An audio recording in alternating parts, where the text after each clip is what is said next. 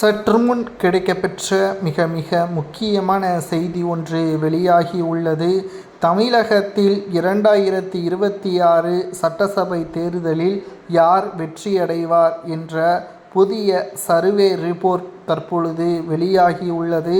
அதிக அளவில் யார் வெற்றியடையக்கூடிய வகையிலான சதவீதத்துடன் இந்த வீடியோவில் நாம் முழுமையாக தெளிவாக பார்க்க போகிறோம்.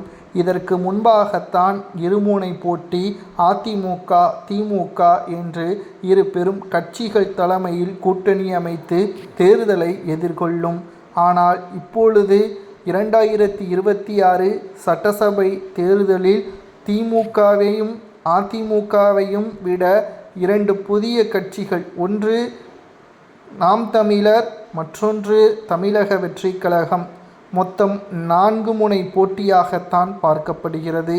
எப்படியும் திமுக அல்லது அதிமுக தான் ஆட்சியை பிடிக்கும் என்று ஒரு பக்கம் கூறி வந்தாலும், இந்த முறை நிச்சயம் யார் வெற்றியடைவார் என்ற குழப்பத்துடனே தேர்தல் முடியும் வரை, ரிசல்ட் வெளியாகும் வரை ஒவ்வொரு கட்சிகளும் அதிர்ச்சியில்தான் இருப்பார்கள்.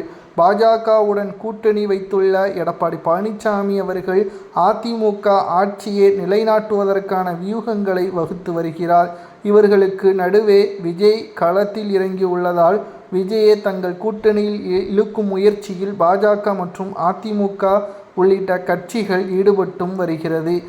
சமீபத்தில் அதிமுகவின் மூத்த நிர்வாகியான செங்கோட்டையன் தமிழக வெற்றி கழகத்தில் இணைந்ததால் தற்பொழுது விஜய்க்கு மேலும் பலம் கூடியுள்ளதாக தகவல்களும் கிடைக்கப்பெற்றுள்ளது.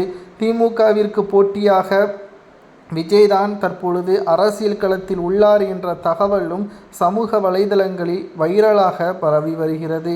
அதற்கு காரணம் அதிமுகவில் உட்கட்சி மோதல் இருப்பதுதான்.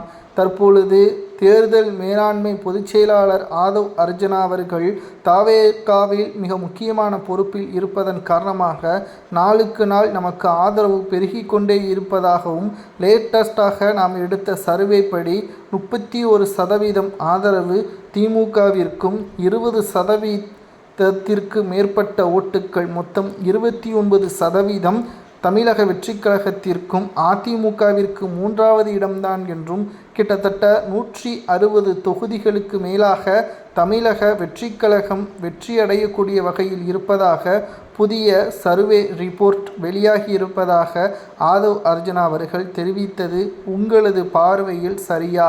திமுக அதிமுக இவர்களுக்கிடையான அரசியல் போட்டியில் தமிழக வெற்றி கழக மாற்றத்தை உறுதி செய்யுமா என்பதை கமெண்ட் வாயிலாக கூறுங்கள்.